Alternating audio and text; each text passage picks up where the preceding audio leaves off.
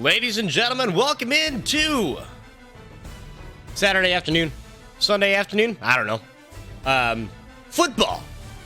Just found out that we're doing another 12-team fantasy league this year. The draft has been randomized to put me at pick number 11, and I hate it. I have no idea how this draft is going to go. All I know is that it's going to be the worst thing that I've ever experienced. So we're just going to run a mock draft just to kind of get a feel for it.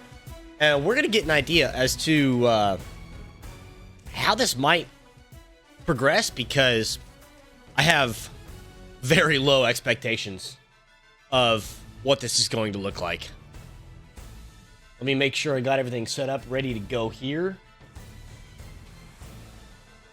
We'll just run the same 7 songs on repeat for 40 minutes. It won't be that long. All right, well, let's get underway. Let's start the draft. We're not doing sound. So far, pretty standard. Eckler going number 2 is kind of surprising. These are probably interchangeable. These top 6 picks are all relatively normal, is what you'd expect to come out of this one. And 5 running backs followed by 4 receivers. This could even be a 5th receiver if you really want it to be.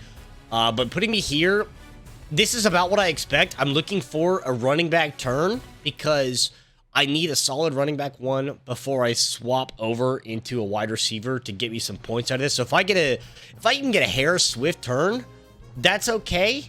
Because I'm going to watch 20 players drop off the board.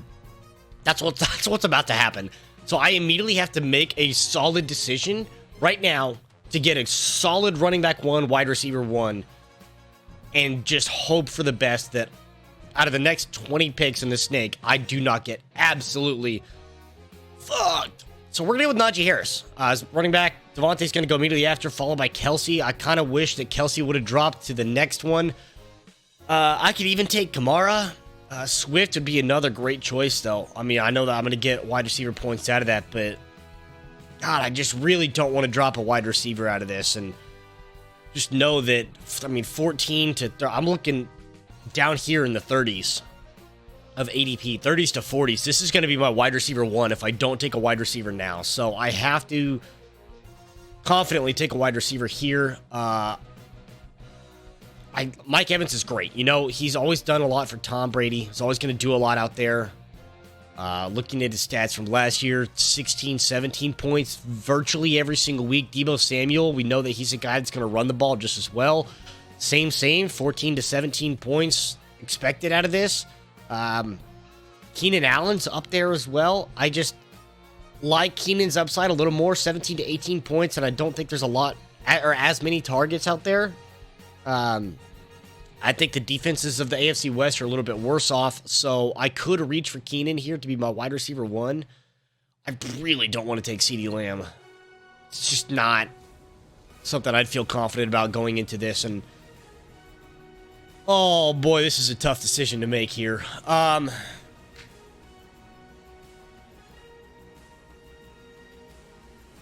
got 30 seconds on the clock.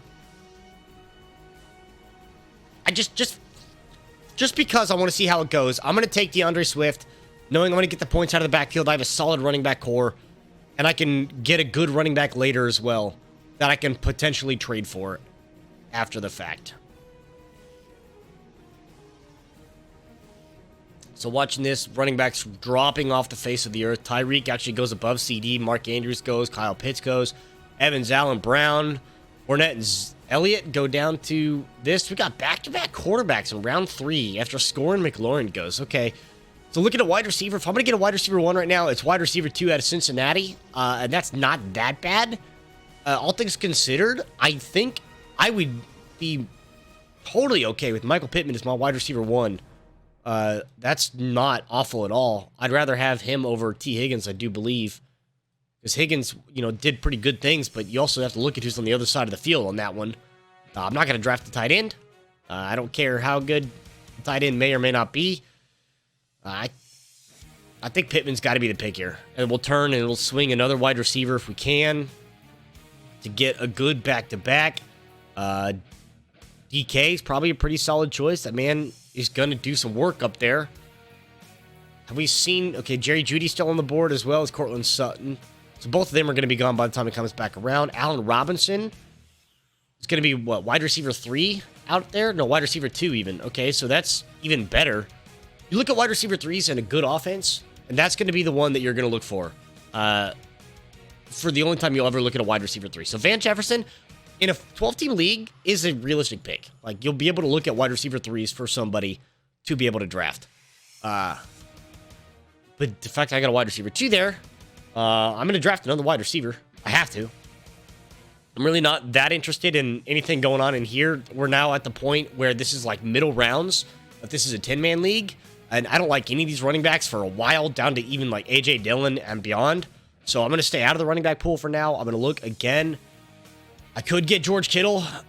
He's going to be a monster of a tight end, and he's going to give me the points. If I look for wide receivers to fall down,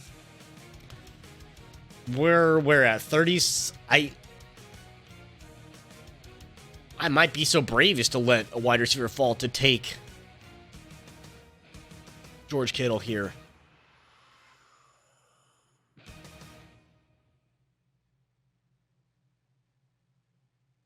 I'm going to do it. I'm going to take George Kittle. Taking George Kittle. A lot of running backs are going to go after this. So I've got a wide receiver 1. I got a tight end 1. Arguably one of the best tight ends in the league. So I just hope that that pays off, because if it doesn't, I have royally put myself in a horrible situation here, going the other way.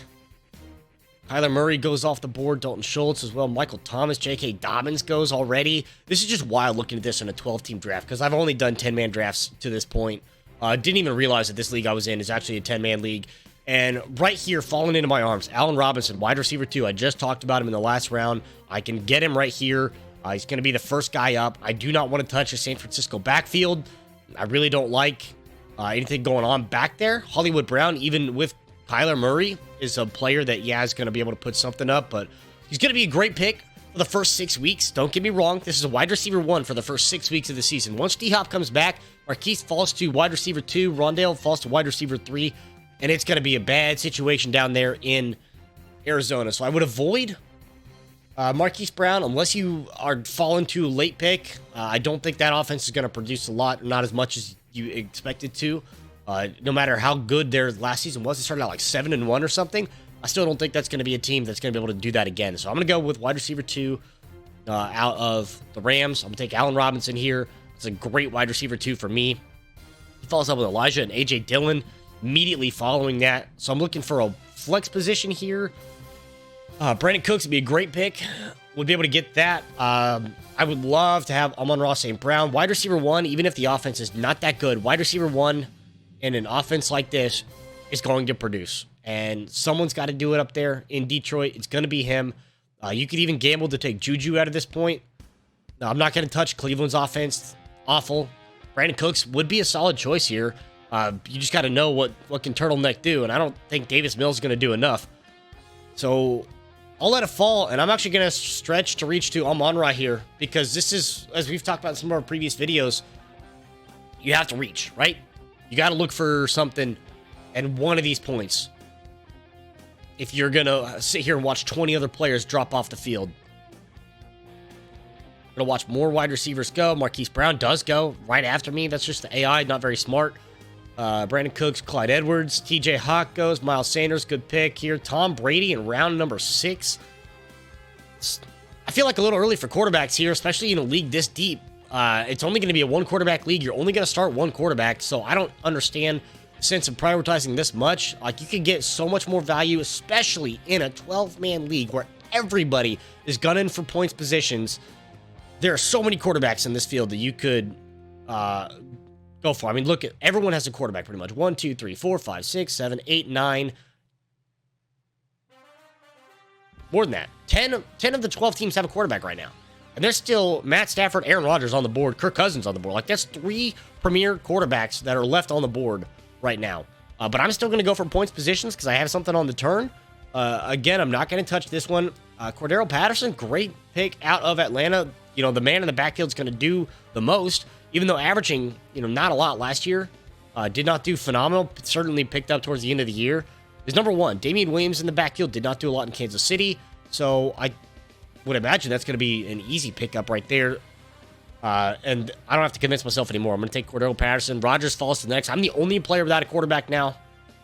And I can't imagine anything else is going to go for quarterbacks. Kenneth Walker, quite a questionable choice here for Kenneth Walker, just because, you know, had no timetable to return. The backfield in Seattle, real shaky. Rashad Penny and Kenneth Walker, some of the drafts we've done, they've both gone like 10th, 11th round. And if you have two running backs that are going 10, 11 round, that means nobody knows who the starter is. No one knows how that's backfield's going to go. And I'm going to avoid Seattle's backfield at all costs.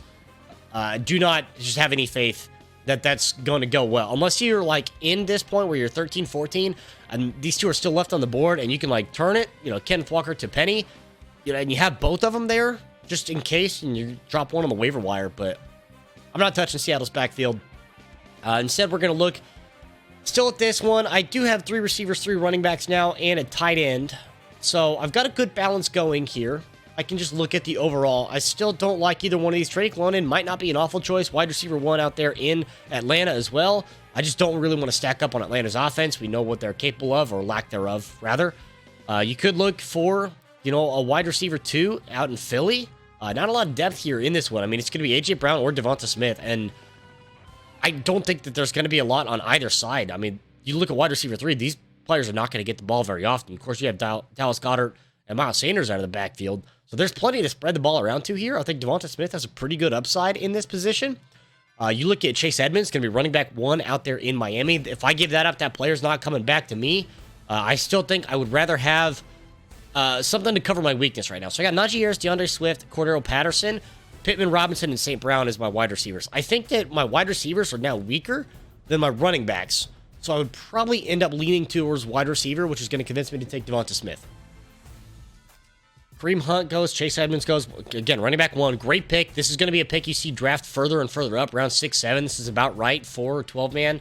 But look at this. I mean, same. Look, Penny and Walker both go in the 8th round. Those are 2 running backs for Seattle. No one knows who's going to be starting there. Do not touch Seattle's backfield. Singletary, Tony Pollard, not a bad one. Dawson Knox, a great late-round pickup for your tight end. I mean, if you're going to be able to get one early, then obviously go for the ones that have already been picked. But Dawson Knox for a late rounder, I think better than Goddard, just as good as Hawk, if not better. In competition with Dalton Schultz. Darren Waller, I think his productivity is going to go down a little bit this year, but that's just with the addition of some of the wide receivers out there, namely one. It's an all-star. It's going to take some of the productivity out of Waller's hands, but for Elijah Moore, Lazard, Lockett, this is what I was talking about earlier. When you look at wide receivers, and you look at wide receiver 2, wide receiver 3, and offenses that are not that good, Geno Smith, Drew Lock is your quarterback. Draw the line right here. DK Metcalf's going to get so many targets, and Lockett's going to get a handful, but it's not going to be nearly enough to warrant, I think, a fantasy handling, at least not for a 9th round draft pick. So you watch Ayuk, Dameon Pierce is the player that's going to continue to climb in the drafts. Actually, probably should have been drafted up here where Penny or Walker was, because this is a guaranteed running back 1. These 2, I don't know. Wanda Stevenson's going to be a James White type out of New England. Matt Stafford, great pick, but unfortunate because you're an idiot. You have 2 quarterbacks now. There's no reason for you to do this. I'm actually going to change this pick because there's no reason that you should have this, I think. God, you pick Trey Lance as well. I hate the AI sometimes. I really do. Which is going to lead me to a quarterback. Like, I'm just going to bump everyone up one. So I'm going to make this Christian Kirk. Redo this pick. I redo this pick. You're not going to pick Trey Lance. You're not picking Trey Lance. You're not picking Derek Carr either. You're not picking a quarterback. Okay. All right. Fine. You can have... do you have a tight end yet? I'm going to give him Freiermuth. This is ridiculous. You're taking a tight end. You're stupid. Don't take two quarterbacks. You don't need 2 quarterbacks. This is obnoxious now because I have to fight the AI with this because they're all going to start drafting a quarterback for no reason other than being a pain in my ass. This is the thing you theoretically would have to deal with if you have people that are, not football savvy or draft savvy that like now you have to look at a situation where I would be looking at like Kirk Cousins as wide receiver, my QB1. Even with the elbow, Matt Stafford is one of the toughest players in the league. He's one of the best, and I'm still going to be able to pick him up even with the questionable. The only reason I'm drafting him here is because I have to. The AI is going to be annoying for the rest of this video, and I'm not going to do it. Melvin Gordon and James Robinson go after that. Robinson, obviously the backup, maybe to Etienne. We don't really know what's going on in the backfield, but we know that Robinson's going to get some targets out of there, and Etienne, if doesn't produce, it is going to be replaced out of that position. Still looking here. I've got everything I need covered. Obviously, we're not doing kickers or defenses in this one. But still looking to hook up more points producers. And, I'm not going to touch any more quarterbacks with this. My quarterback's done. I got Matt Stafford all season. I'll pick up a waiver wire somewhere in this one. Pickens has a pretty good upside, being a rookie receiver out there. Kadarius Toney, pretty good upside as well. Wide receiver 1 out there in New York, football land. And I think it's a good enough upside even to draft. I mean, I'm not going to see another one of these come back around. This is a point now, though, where I'm also going to be looking at stretching. See who's going to be available down a little bit further on. MVS probably is not going to make it back around to me. Jarvis not going to make it back around to me. Like, I'm looking down into, 20 ADPs up on this one. Same thing with running backs. I'm looking at, 130s, 140s as to who's going to be coming back around. And you could take Madison or Nyheim Hines out of this. If Jonathan Taylor, God forbid, goes down, Madison's going to be able to get some productivity out of Minnesota's backfield as well. Not a lot, but just filling in when Dalvin Cook goes out. Henderson as well, I think, is another one that has a pretty good upside. Yeah, Akers is coming back. Henderson, though, good to go.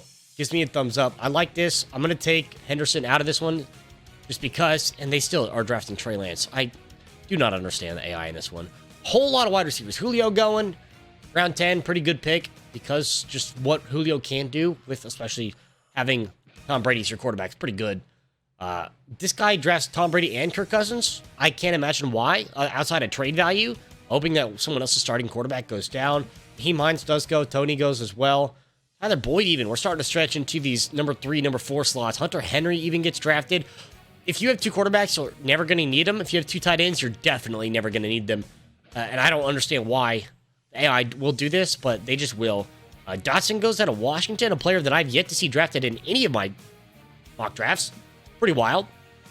Landry, Gallup as well. I'm still looking for some wide receivers out of this one. Russell Gage was a player I had on my bench towards the end of last season, even in this very same league. Wide receiver 3, this is a point where you can start to look at wide receiver 3s. Did decently, not awful, but in a really deep league, 11, 12, 15 points even, excuse me, is enough to put something in consideration up there. Devontae Parker getting signed to New England, finally getting up there. It's going to be wide receiver 1 out of that. And I think going to be a primary target in the Patriots. So if I get wide receiver 1 in the 11th round right before a turn, I'm more than happy with that.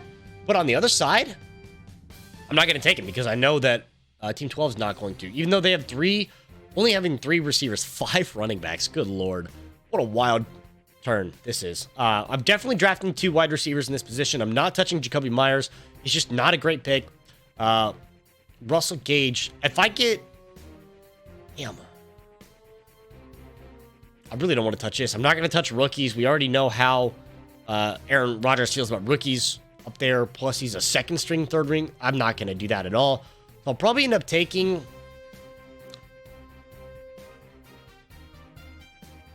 Man, I hate this. Because I know Moore's going to be worthless in 6 weeks. As soon as Hop comes back. Unless I hold on to him for trade value. I could just hope that he does really good in the first few.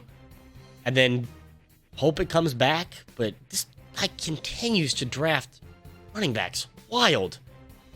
Team 10 is looking for trade value out of these 7 running backs. Good Lord. Stick with my wide receivers, though. And none of them look good. I could look wide receiver 2 in Detroit, but it's an awful idea. I could look for wide receiver 2 in the Giants. Not an awful idea. This is a player, though, that is starting to sneak up onto some people's radars that are really going unrecognized. And the player that's actually the staple and the highlight of looking at wide receiver 3s in solid offenses is Isaiah McKenzie. This is a player with 157 right now. I still have about 20 players left over, but I cannot fully rely on the fact that he's going to make it all the way back around. So I'm going to go ahead, take the risk. I'm going to reach for Isaiah McKenzie now because as a wide receiver 3 in a Buffalo offense, it's going to produce a lot. I'm absolutely going in, all in on that one. Wasted pick. Maybe not bad. Might have a pretty good upside out of that one. Wasted pick. You already have a tight end. You're never going to start Njoku over Kyle Pitts. Sorry, you're just dumb. McKissick, another wasted pick. Until Robinson comes back, is fully healthy. Another quarterback. You're never going to start 30 for 30, and Trevor Lawrence isn't going to do anything in Jacksonville. DJ Chark, I highly doubt you're going to get much out of that. Rojo in Kansas City, not going to get much. Jacoby Myers, we already know, is not going to do much. I don't know who I. Smith is. Irv Smith, great. Expected to be ready for week 1. Fantastic. Good for you, Irv Smith. I guess tight end 1 out of there, but we have 2 picks left here on the bend. Obviously not doing any tight end or defenses or kickers. So we're going to look to our last 2. I still have tight end 1 available. Robert Tonyan out of Green Bay, which is kind of surprising because you look at players that still have rapport. If players are drafting late tight ends, instead of Irv Smith, make it a Robert Tonyan. Instead of Hunter Henry, Njoku, make it a Robert Tonyan. Get the tight end that's going to be catching the ball from the league MVP. I don't know. Maybe that's just hearsay, but I'm going to go with that instead. Galladay staring me in the face. Wide receiver 2 on a offense. This is all bad. All bad all the way. So I don't think I'm going to take Pacheco. There's no chance. He's not even here, but he's on the roster. Good for him. It's going to have to be Galladay. I'm pretty sure. And my last pick. Oh, Chuba Hubbard. Not going to do a lot, but he exists. Let's see. I got plenty of receivers. I got plenty of running backs, but it's just going to be another one. I could go for a backup tight end if I really want, or another quarterback just for trade value. A lot of confidence in the Indianapolis offense. You look at Pittman, Jonathan Taylor. These players are going to get a lot of yardage from Matt Ryan alone, but not sure if that's going to be really worth all of that. You look at some offenses that are just not that great. This is the one that's going to be a trade value player. That's all that's going to happen out of this position. And look at running backs. Mostert might do something as number 2 at Chase Edmonds. He's going to be pretty injury prone. Marlon Mack, after getting cut, gets signed onto the practice squad for Houston. I think it's just going to be there as a supervisory role, not really going to do a lot. Earl Williams not going to do much there. Gus Edwards, McKinnon, doesn't have a lot for this one. It's going to catch something out of the backfield, perhaps, but single digits across the board. This is actually just a throwaway pick. Could draft Kenyon Drake. Wonder if this is going to be something that could go, but oh boy. I'm not going to take a third stringer. You know what? I'll take a second string out of Detroit. I've got the first stringer. Just in case Swift goes down, I'll have number 2 backed up right there with Williams. So, yeah, that's my draft. This is a lot harder than I thought it was going to be, and that's the end of it. 2 tight ends, 3 tight ends in the last round, of course. This last round is all just throwaways, all scrap players. Matt Ryan, I think, is the biggest value pick out of all this one. Outside of me just backing up my safety net here on DeAndre Swift, I have the backup for this. I got a decent start, though. This tells me that it's not going to be an easy draft for me in pick 11. Certainly going to have to place the value high on some of these players. I even could have gone for D-Hop in place of St. Brown in this position here, or just bumped everything up to get D-Hop on this, obviously knowing that it's going to be 6 weeks. But let me know how you think this draft went. I think I got a pretty decent team. I think that a 12-man league is going to be hard. Even with the AI trying to make things more interesting. So go ahead. Don't forget, like, subscribe, comment below how you think my team's going to fare in this season at pick number 11. And I'll see you for the next one.